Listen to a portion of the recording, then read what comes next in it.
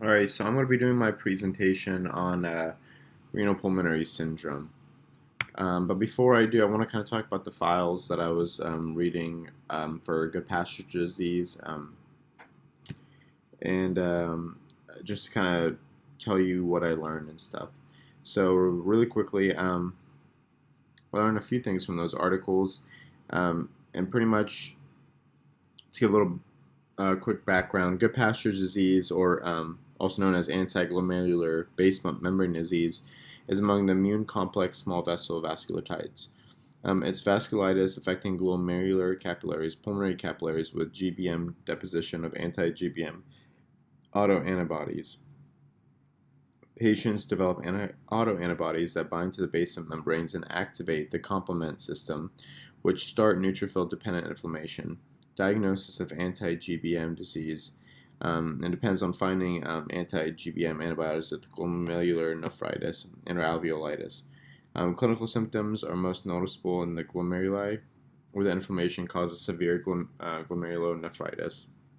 Less than a third of the patients survive with preserved kidney function after about 6 months. Frequencies vary from half to 1 cases per million people per year. There's a strong genetic linkage to HLA-DRB1, 1501, and DRB1, 1502. The B and T cell-mediated responses constitute the basis of the pathogenic process, and the patients develop autoantibodies against the non-collagenous domain 1 of the A3 chain of type 4 collagen.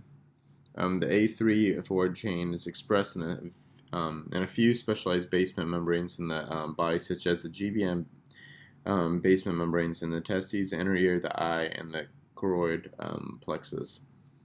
Many animal studies have shown the pathogenic role of the anti-GBM antibodies. In one study, primates developed glomerular nephritis after injection of autoantibodies eluted from the kidneys of the nephrectomized patient suffering from anti-GBM disease. Indirect proof of the pathogenic potential of the antibodies was given by the reappearance of disease in a renal transplant given to a patient with persistent high levels of circulating anti-GBM antibodies. The circulating anti-GBM antibodies have shown to have prognostic importance. In one study, they react with peptides around 25 to 50 kD, and these were later shown to be derived from the non-collagenous domain of type 4 collagen. And the peptides were identified as a new chain of type 4 collagen as the A3 chain. It was also shown that the epitope was cryptic and hidden in the NC1 hexamer. And patients have a polyclonal immune response and develop autoantibodies to different parts of the antigen. Two major epitopes have been identified, but only antibodies against one reflect the toxicity of the antibodies. This epitope is near the triple helical junction. It's a cryptotope. Accessibility for the antibodies is limited, and the cryptic properties are due to as hydroxylase methionine and the cross-links which stabilize the A3, A5 heterodimers and the A4, A4 homodimers in the NC1 hexamer domains. There's also evidence for a significant T cell component in anti-GBM disease. The autoantibody IgG subclass distribution is compatible with a T cell mediated reaction towards a protein antigen, and a mononuclear interstitial cell infiltrate is variably seen in human anti-GBM disease. And antibodies can really encourage disease, but always with a mild glomerulonephritis. Immunization with a short peptide can induce fluoride glomerulonephritis without measurable levels of anti-GBM antibodies. And naturally occurring anti-GBM antibodies of IgG class have been found in all healthy individuals. And these antibodies have low affinity but are specifically directed against the same epitopes found in patients with anti-GBM disease. As far as clinically it goes, a lot of the patients have some form of fatigue or malaise, and about half of them present with only renal involvement. Virtually all have microscopic or macroscopic hematuria, and rapidly progressing renal insufficiency is pretty common. Sometimes the progression is so quick it leads to anuria within days, while a few cases experience a protracted course where the renal function is preserved for several months. Proteinuria is usually modest, but occasionally patients present with nephrotic syndrome.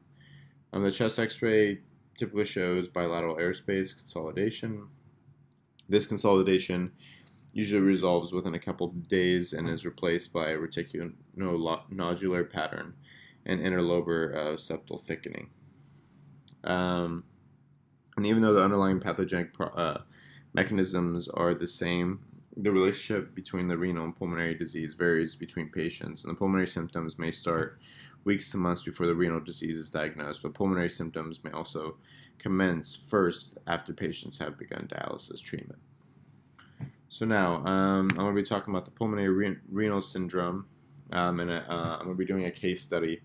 So, pulmonary renal syndrome, which I'm going to refer to as PRS, is really a life-threatening condition that's characterized by renal failure with respiratory impairment and manifests in rapidly progressive glomerulonephritis with diffuse alveolar hemorrhage, which I'm going to refer to as DAH.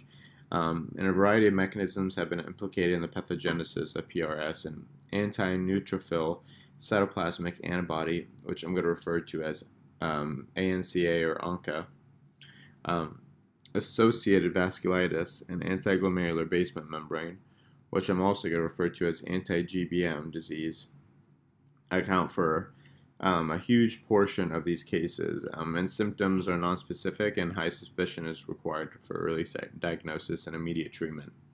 So, to go over the case, there's an 85-year-old male showed up to the ER with progressively worsening shortness of breath, pedal edema for several days. His medical history was significant for hypertension, diabetes mellitus, prostate cancer.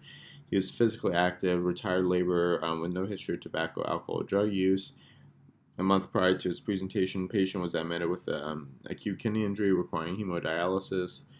A thorough lab workup, including autoimmune testing and complement levels, was unremarkable. He underwent a kidney biopsy, which showed necrotizing glomerulonephritis with crescents, which is what you see right here in this this figure. He received pulse dose steroids and was discharged on oral steroids, cyclophosphamide, and remained dialysis dependent. During the current admission, patient was noted to be hypoxic and in respiratory distress. A quick bedside exam revealed use of accessory muscles of respiration, bilateral crackles on pulmonary auscultation, 3+ pitting edema of his lower extremities, and the chest x-ray showed bilateral infiltrates and pulmonary vascular congestion. So the lab study showed chronic anemia, thrombocytopenia, and renal failure with leukocytosis. Emergent hemodialysis was done, and non-invasive positive pressure was initiated. He developed worsening respiratory failure despite several more hemodialysis sessions. For volume removal, acquiring mechanical ventilation, was transferred to the intensive care unit. A CT scan of the chest was done, and that showed diffuse bilateral ground glass opacities in the lungs, just like you see right here. Then they give broad spectrum antibiotics were administered, and fiber optic bronch was performed due to concern for alveolar hemorrhage and increasing bloody return on sequential lavage of the same segment of the lung was for diagnostic of diffuse alveolar hemorrhage. And then there was also repeat anti-neutrophil cytoplasmic antibodies remained negative. Patient was started on IV pulse steroids, and plasmapheresis was initiated. All cultures, including blood, urine, and those of bronchoalveolar lavage, remained negative. The patient received a total of 7 sessions of plasmapheresis. A repeat bronch was performed after completing the plasmapheresis, and no bleeding was noted. Patient's respiratory status improved, and he was successfully weaned off the ventilator. The plan was to continue cyclophosphamide for about 6 to 12 months. However, he developed hypoxic respiratory failure from fluid overload, requiring reintubation and volume removal of volume removal with hemodialysis. And subsequent hospital course was complicated by development of pneumonia, septic shock, and deep vein thrombosis. And his family later chose hospice care. So now let's kind of go over this. The pathogenic mechanism that's implicated in this syndrome is pretty variable.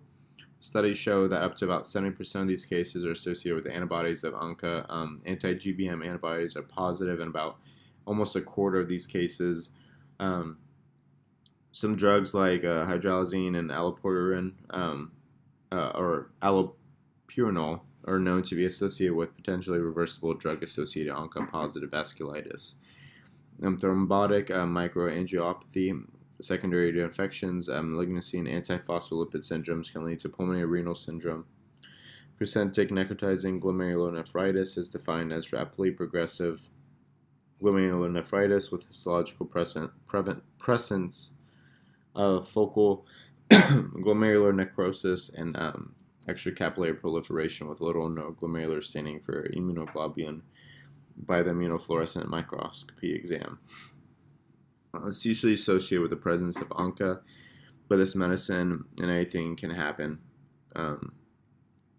And so patients with ANCA-negative vasculitis present with fever, arthralgia, pulmonary renal, and neurologic involvement. Similar to ANCA-positive vasculitis, small vessel vasculitis is the underlying pulmonary lesion in most cases of pulmonary renal syndrome, and previous studies demonstrate that in patients with ANCA-negative, rapidly progressive glomerular nephritis, pulmonary findings occurred much less commonly than those of ANCA-positive vasculitis. And there was one study that I read that reported pulmonary involvement in 3 out of 20 patients with ANCA-negative polyimmune renal vasculitis, of which 2 had cavitary nodules. And then another study reported a case of idiopathic bronchiolitis obliterans organizing pneumonia, which is associated with the polyimmune renal vasculitis that terminated in pretty quick progressive glomerular nephritis. But association of diffuse alveolar hemorrhage or the ANCA-negative glomerular nephritis is pretty rare. The pathogenesis of this association is not really clear. The neutrophil infiltration was found in the glomerular lesions in one study.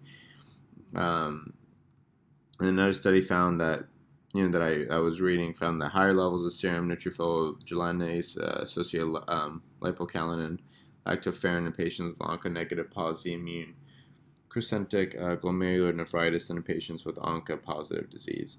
And the patients that showed up with cough and dyspnea, which may or may not be accompanied by hemoptysis, may be absent in up to 30 to 35% of those patients with the DAH, and one half of these patients might need mechanical ventilation. Renal involvement presents with hematuria, proteinuria, sometimes end-stage renal failure.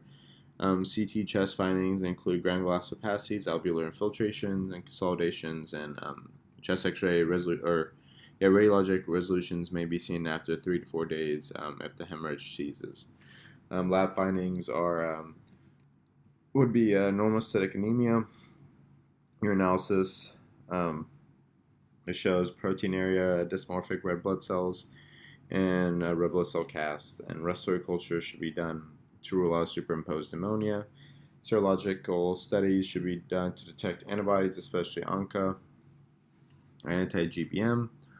Bronch is required to confirm diagnosis, blood tinge lavage, especially in the repeat aliquots, and cytology with the macrophages is really strong evidence. But the gold standard is renal lung biopsy. And immunosuppression is really the mainstay for the treatment for ANCA-associated pulmonary renal syndrome and Goodpasture's syndrome. High doses of IV steroids for 3 to 5 days have been used to get remission. Once remission is achieved, steroids can be tapered off over a few months with continuation of cyclophosphamide for about 6 to 12 months. And plasmapheresis may be helpful in an acute setting, but there's no proven long-term survival benefit. The best management hasn't really been established because it's so rare, and the role of plasma exchange is not clear, but it's thought to provide benefit in some cases. In one study, patients were treated with IV methylprednisolone and plasmapheresis. One patient was ANCA-negative and had microscopic polyangiitis on renal biopsy. Another study I found had a 76-year-old woman with similar presentation who was diagnosed with diffuse alveolar hemorrhage based on the chest imaging and bronch in the setting of a necrotizing crescentic glomerular nephritis. She got an IV and 6 cycles of plasmapheresis with resolution of respiratory failure, and was then she was eventually being able to be extubated. Um, Her serology remained negative for Onca. Another study I found had a 76-year-old woman with worsening cough and developed progressive respiratory failure that needed mechanical ventilation, increasing bilateral infiltration on chest x-ray, worsening renal failure that needed hemodiafiltration, started on IV methylprednisone, followed by a prolonged steroid taper, and with improvement in symptoms and renal biopsy, done later showed rapidly progressive glomerulonephritis with crystalline formation. And the list goes on, but this goes to show you that if this was left untreated, these patients have a horrible course with high mortality that ranges anywhere from 25 to 50%. And age and serum creatinine on presentation are pretty important prognostic markers with higher mortality. And patients with negative ONCA were shown to have poor renal outcome when compared with positive ONCA.